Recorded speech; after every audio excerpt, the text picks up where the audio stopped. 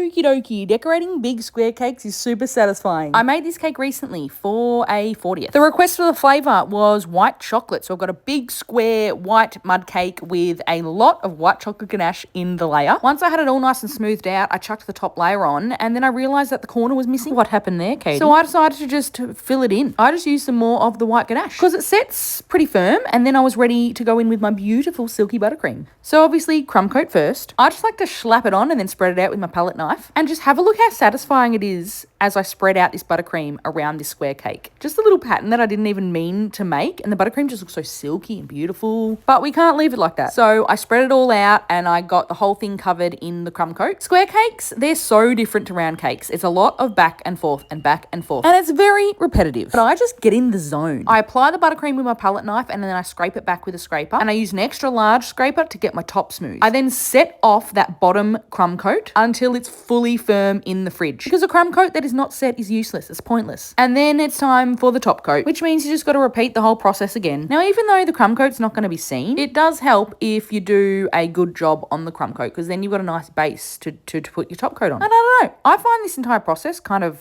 therapeutic. As I mentioned, I kind of just get into the zone, and my mind, it kind of goes blank. It's all muscle memory. And then my favorite part is the cutting off of the top edge. So once the top coat is nice and smooth, it gets chilled again, so the buttercream gets nice and firm. And then I use my thin metal scraper to cut off that top edge and get a nice sharp finish. So now my cake, it's all covered in buttercream. It's time for the decoration, so stay tuned for part 2.